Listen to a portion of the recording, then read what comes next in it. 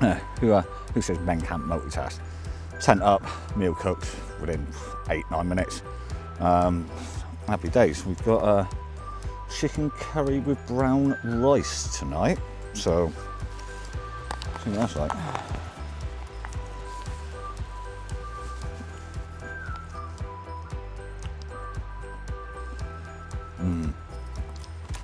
Decent, very nice. Right, I'm gonna eat this and then get on with the firewood collecting.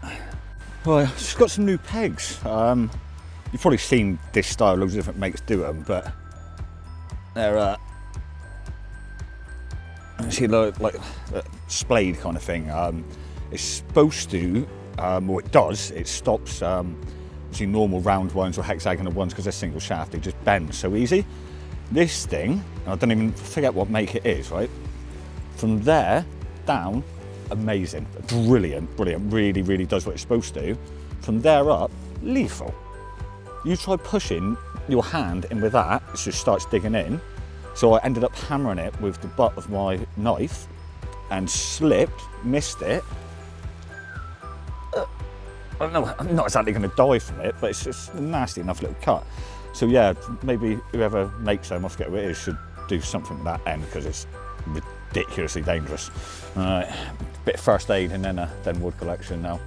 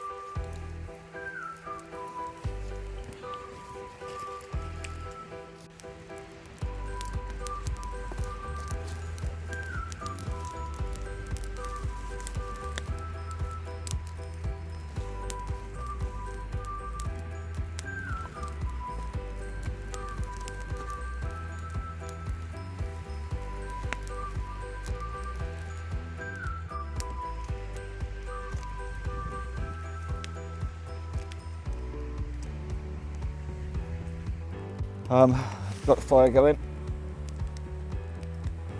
Lovely. You would have noticed I did cheat a bit. I used paraffin blocks for fire lighters. It's like I said before in the previous one of my videos, you know, yeah, there's of course there's all that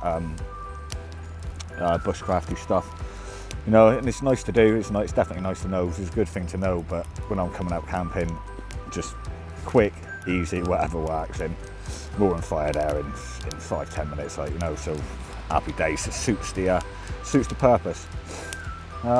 So yeah, it's I got here at 4. It's now 20 to 6, so 1 hour and 40 minutes. Tent up, fed, firewood collected, fire going, and now cheers. By the way, I should tell you, sorry, smoke in my eye. Idiot, earlier, the North Tame River, what we passed earlier, then that was my last water source I was going past today. And so I was supposed to fill up my my camel pack. I got so excited about that clapper bridge, I completely forgot. So when I got here, I had literally just enough water to cook my boil in a bag, which yeah, so was quite lucky. But don't worry, we've got 2 cans of Thatchers, so I'm sure we won't dehydrate tonight. Right, I'll come back to you in a bit, because I've actually got a little bit of a story about Fernworthy as well, so chill out for a minute and I'll get back to you. Alright, cheers. So not so much a story, like a legend, but a bit of history and a little bit of a legend in with it. This I pulled off the internet. It was written by E. Hemery, 1990, High Dartmoor, Hale, London. Clearly, the vengeance of the Earth Gnomes did not stop at stealing the baby, as it could be said the whole area was cursed. For a long time, the Torquay Corporation had a water intake on the River Tame. In 1928, a lease was signed with the duchy, which enabled the corporation to construct a weir and pipeline which would carry water to the Frenchford and Hennock reservoirs. In 1934, an Act of Parliament empowered the corporation to build a new reservoir at Fernworthy, and eventually started this in 1936.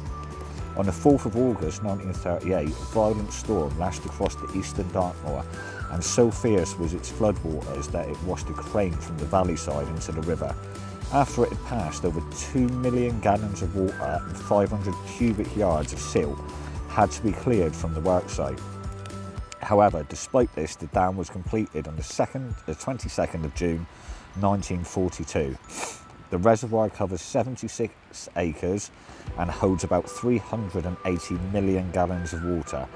It is 63 foot deep, 1,400 yards long and 1,125 yards wide. So there you go, a little bit of history. There was also apparently an old farm that was flooded when they built the reservoir. It was actually called Fernworthy Farm. Sorry, it's smoke in the eyes there. So yeah, there you go. Tomorrow, one of the places, I think second or third we're going, is Grey Weathers, Stone Circle. And that we've got a good little tale. Really cool little tale. 2 tales actually about Grey Weathers. There's a lot of history surrounding that. Right, I'm gonna chill.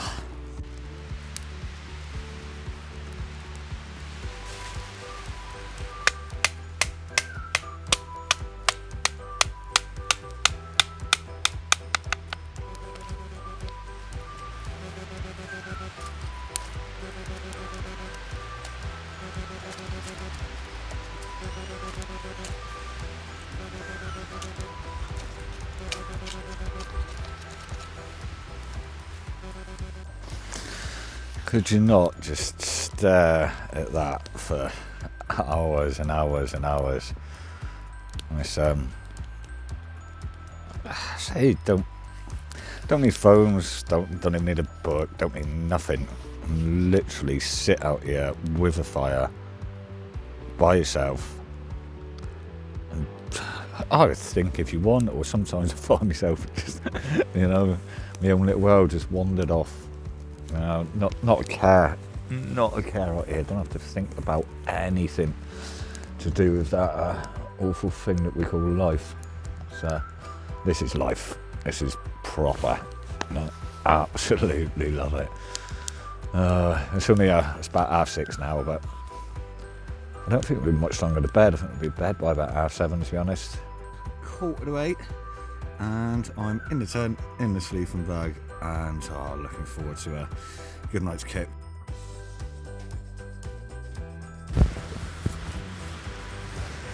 Right, couple minutes past 7.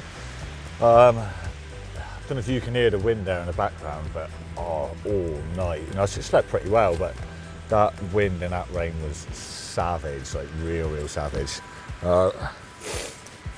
Got enough water, literally just enough to do a little porridge in the pot. So I think we'll have that in the tent. The ground sheet's absolutely soaked through. Luckily you got the air mattress, so I didn't get wet at all. And yeah, I think we can have a look at the map while we're in the tent, in the sleeping bag, breakfast in bed, happy days. I think we might chop a bit off of the route today. So we're supposed to be going up this plateau where there's a few riverheads. The amount of rain there was last night, and it has been over a few weeks, it's just going to be miserable, boggy walking. So yeah, I think we'll adjust the route a little bit and then get packed up. Daylight's just starting to break, so by the time I've had breakfast, should be light. So pack up and get going. Right, I'll let you know what I decide. Just with a water situation, I was having these Co-op syrup porridge pots. I'll tell you what, they're really, really nice actually. Pretty impressed with that, and had enough for about 2 mouthfuls of coffee as well. So some coffee's better than no coffee, eh? I had a look at the map as well. Still half in the sleeping bag here, so not looking forward to getting out of there, but got to be done. What we're going to do in the map, say we were planning about 17 kilometres and 16 tyres, I think. So we've dropped that down to about 13 kilometres and 10 tyres. So we've only lost a few K and 6 tyres or something. But it's avoiding all those areas that are more than likely going to be just soaking, just bog and miserable, and it's not much fun. And at the end of the day, although it's going to be hard work on the moors, you are out here for fun, so no point torturing yourself. Right, I'm going to finish my coffee and so we get packed up and get going.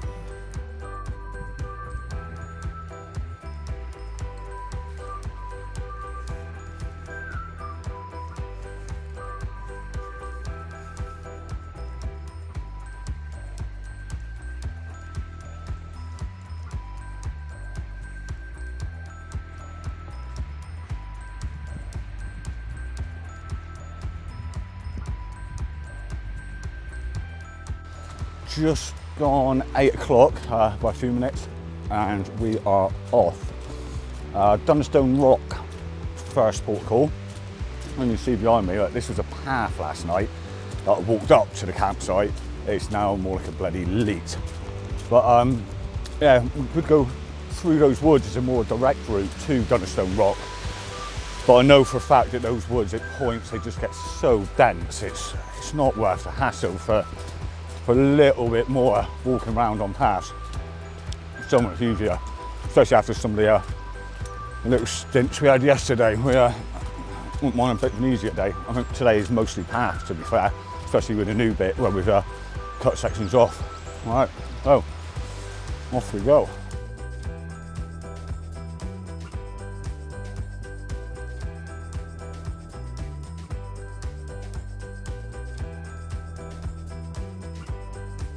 I'll tell you what, it's a lot warmer today as well. Weather forecast is saying it's supposed to be 5-7 degrees. Say it feels warmer than that. That wind, I don't know if you can hear it, but that's still blowing a hoolie. But obviously we're sheltered at the moment by the woods for the next few kilometres. But I reckon, I've got a funny feeling that when we get out onto the open moorland over towards Grey Weathers and Sitterford, it's going to be a different story. We're probably going to take a bit of a battering again like yesterday then, but hey ho. Probably bonus, at the end of today's walk, just coincidentally by the way, not planned, there's a pub at Postbridge, so there you go, bit of incentive to get this done and get to the pub, eh? So this isn't one of the points I planned, but we come across it and it is marked on the map. Pretty cool stone circle, it shoots off way down the hill there. And at this end you've got a little circle. You see that bit in the middle? That is a Kistven. I think it's Kistvaen,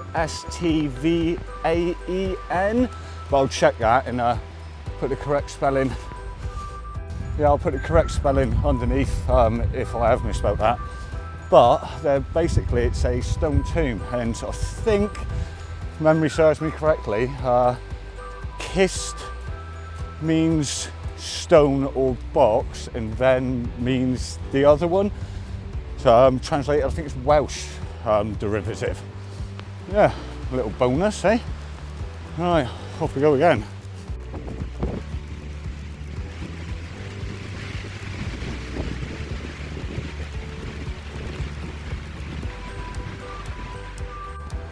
Okay, so been following, you see the junction here behind me? So been following these paths through the woods. Said it before on a different walk, they're an absolute maze of literally, to get to a point that as a crow flies is probably, I don't know, 400 metres, I've walked probably 1.5 km just east, west, zigzagging. If that's a junction, I think it is, which I'm hoping it is, it should be about 300 metres up here. We should cross Vitterford's Mine Leat. Where that crosses the track is where the Dunnerstone is. So that'll be good, so I'm getting a bit thirsty. Like I said, I ran out of water, so I need to get that filled up as well.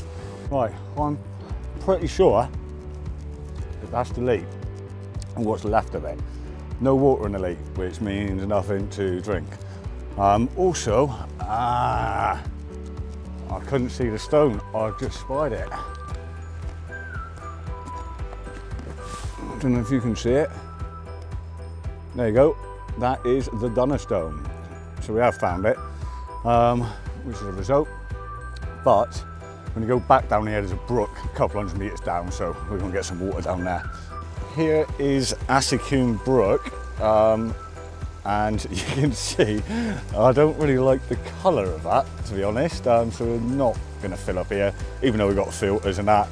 That looks really, really skank.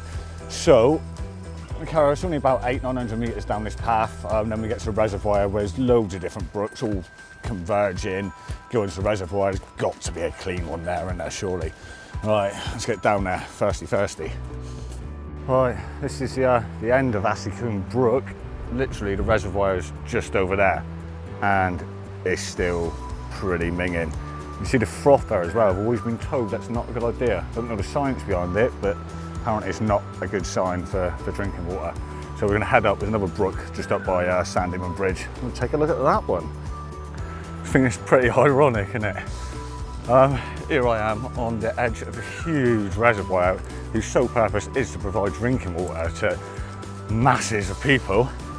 And just me, just want 2 litres, and I can't find anything bloody usable.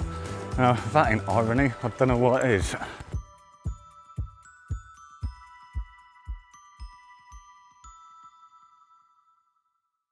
This is the other brook. Just look at the state of that, the colour of that water. It could be fine to drink when it's filtered, but that's a bit much for me. A slight tinge I don't mind, but that looks pretty mank. It looks like we're going thirsty for a bit. Kind of reminds me, have you heard that old saying? I think it's a sailor's thing. Water everywhere and not a drop to drink. I'm not concerned about it, to be honest. I say, if I was that bothered, the reservoir is down there. I would drink out, I'd boil it and filter it if I was desperate.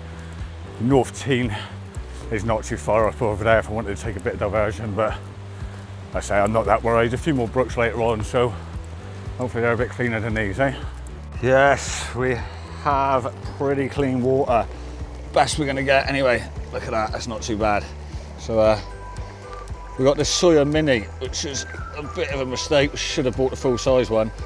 This thing is a pain to fill up and don't hold a lot.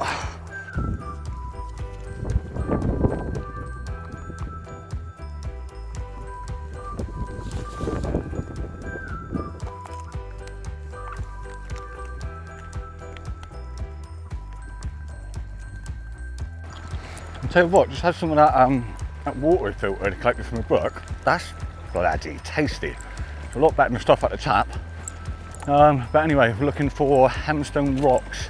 Apparently they're off to a clearing, which I'm hoping I can see now. So we find those, then we're out onto the moors, out to great weathers. Right, so we find Hemstone.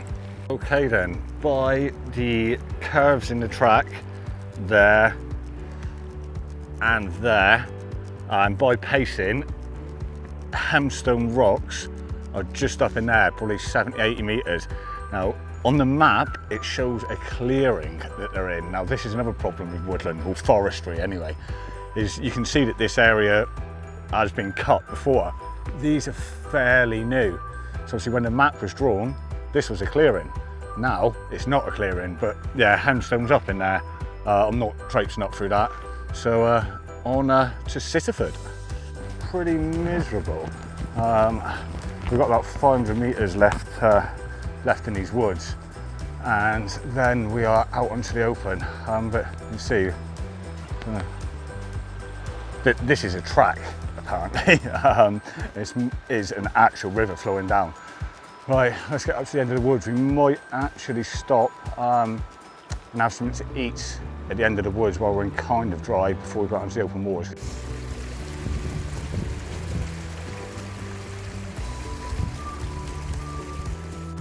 Oh, this is a spooky bit of the forest, especially with this mist kicking around. It's, yeah, this is this track. It's a clear track on the map, obviously not so in real life. Yeah, a little bit creepy, eh? You can see the light at the end of the tunnel though, so hopefully we won't get caught by any ghosts or anything before we get there. As we predicted earlier, we were a bit sheltered in the woods. This now, and literally you can see that's the wall, open wall on the other side. It's savage out there again, like it was yesterday. That wind is awful. So, just getting some water on the boil. We've got something to eat, freeze-dried thing. Never tried one of these before, always been a boil in the bag man, but it's beef stew with potatoes. So let's get something hot to eat before we get out into that. Happy days, eh? Something to look forward to. Just lay it up again as well. I know it's going to be bloody cold in that wind out there. Right, come on water, boil, boil, boil. Not impressed, not at all. Got to pour water in it, leave it for 8 minutes, stir it for 8 minutes, the packet says. I kind of close it up. It's now freezing cold. The meat's not hydrated properly, so it's a bit crunchy. The flavour, to be fair, is actually pretty nice, but nah, army boiling the bags way ahead. That's just hassle and a pain and not that great. Boil in the bag, 5 minutes, and it's piping hot. Eat it straight away. That's it, job done. So yeah, boil in the bags. That may be a little bit lighter, but not worth it. Not worth it. Okay, there is Grey Weathers. Up on top there, that's Sitterford Tor and North Sitterford Rocks. So we're going to go up to those two and then come down to Grey Weathers. Then we're going to go down the valley, down there. Postbridge is down towards those trees, right in the bottom. Right, this is savage again, this wind, so let's get cracking. Proper wrapped up. Streaming ice, absolutely. Horrendous this wind, awful. Right, push on. Just look at that. Even in this and this wind and that, it's just so beautiful. There's it's Grey Weathers. That's Fernworthy forest behind, so you can see huge. I'll put some numbers up below and tell you exactly the size of it, but it's a good few kilometres long. Just look.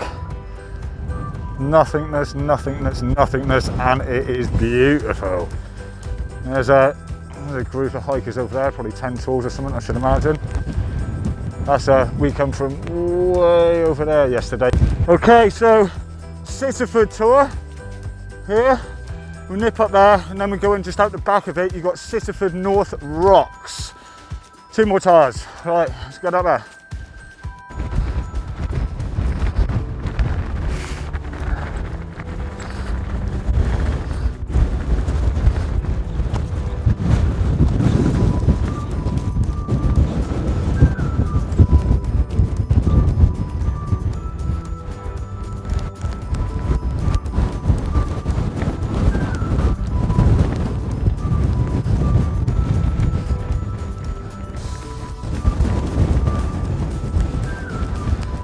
Hey, it's Sitterford North Rocks.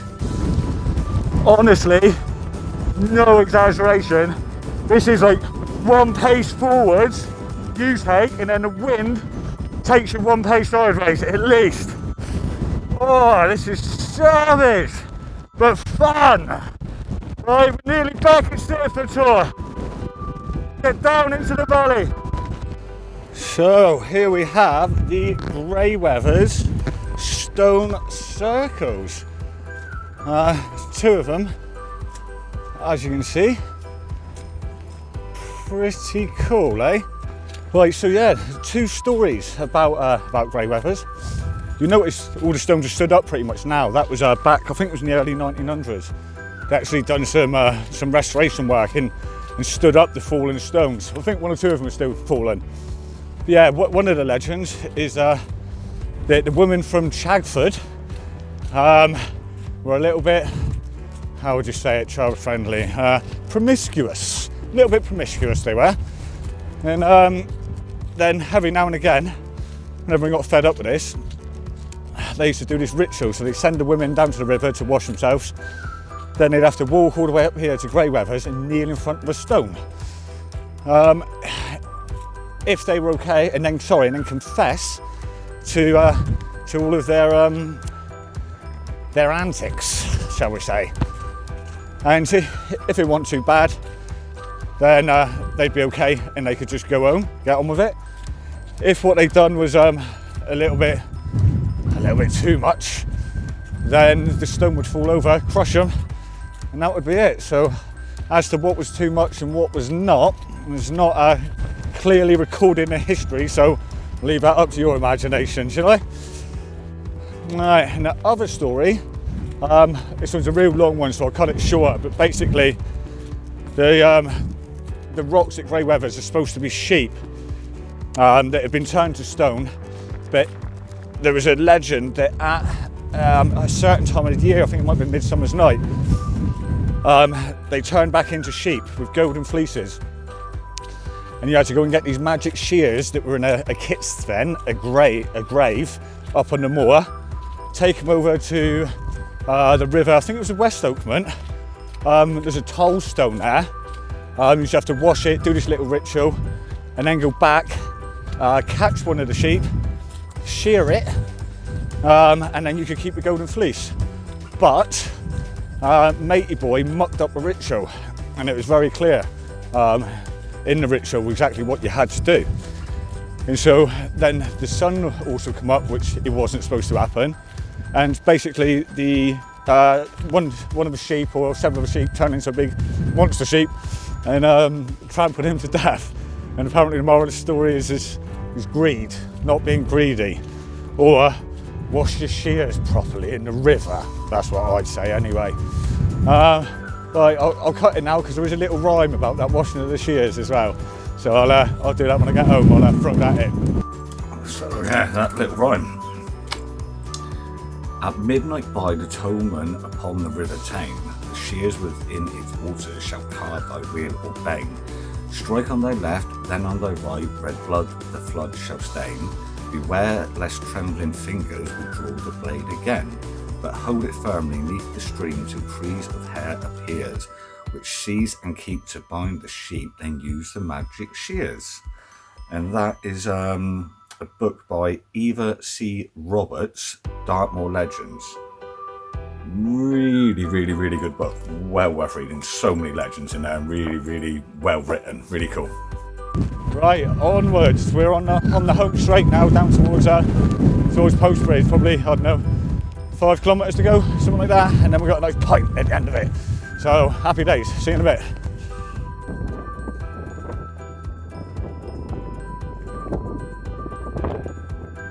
Okay, you can see number 46. That is White Rock Tour. That's the one that we're after now. But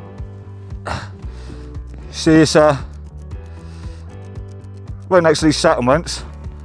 Well, here are the settlements, and I can't see it all anywhere.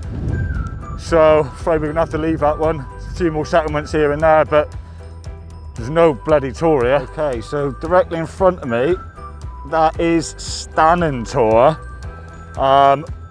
White Ridge Tour, which we wanted but couldn't find, is over yonder somewhere. So what I've decided, instead of cutting over the Stannon Tour, is I'll come back, so I've got to come back for White Ridge, and I'll come up from Postbridge, I'll go up to Stannon Tour, then I can take a bearing and a pacing to the exact grid reference of White Rocks. So we'll do that another day. That way, if I pace it on a bearing and I still don't find it, then there's nothing there, is there? Right, anyway, we're following this path down now, down to Postbridge. Right, let's get on because that wind is still pretty savage. So this, boys and girls, is what they call a path, apparently. This is literally what most of it has been like. It's just hopping from left to right. You can't really go down the side of it too much because it's just horrendous. You can see the state of the ground there. You can't walk through that. So yeah, a lot of hopping, trying to find dryish bits. It's looking like we might be having a little dry section down there. So happy days. Okay, Heartland tour. This is going to be our last tars of the day, last tars of the weekend, and you can just make out there, that is Postbridge. So up to Heartland tour, see the top. Whoa, savage again. I don't know if you can see behind me, but it's miles in the distance. That's it for the tour where we've been. We're literally going to skirt down there towards the river now. Walk no more than a couple of kilometres, hopefully a bit less, to Postbridge. Right, get the hell out of there. So, what a difference it is down here in the valley. It's still a bit breezy, but nothing compared to out there. There's the East Dart. See, this is quite a narrow part of it, literally just up there. It's 3 times as wide as that and pretty fast flowing, to be fair. Obviously the time of year, what do the Scottish call it? I think the river's in spate, I believe the terminology that they use. Right, I can literally almost smell that pint now, so yeah, I'll probably catch you again at the pub. Cheers. Right, well, that is a disappointing end to an absolutely otherwise amazing weekend. I get to the pub's shut. No opening times on the door. I don't even know if it's permanently shut or not. Absolutely soaking wet trousers. It started a real heavy rain the last 10 minutes, but I didn't bother putting the waterproofs on. I thought I'd be in the pub in 10 minutes. Luckily I had spare trousers, and there is a visitor centre up the road in Postbridge. Really cool in there actually. But anyway, my lift that I'd organised, I said, don't rush, I'll just chill in the pub. It's absolutely fine, just get there when you want. Obviously that didn't happen. Then my battery's dead on my other phone. This one's literally just taking videos, no credit or calls or anything on it. And so that wasn't ideal. Luckily enough, very nice lady in the visitor centre, and she let me use their phone, so I phoned my lift. It should be here in half an hour-ish. Just enough water left from that brook what we collected to get a brew on. Literally set. I'll show you. It's an open little space. A lady from the visitor centre said that I could sit in here and chill out. It's mostly out of the wind and it's out of the rain at least. Get a brew on, wait for the lift. So yeah, otherwise amazing weekend. Really disappointing end to it. Sat here like some kind of hobo now, brewing up. Too, I've newfound respect for homeless people. It's not warm out in these conditions. Right, anyway, hope you like that. As always, like, subscribe, all that jazz, and see you next time. All right, cheers.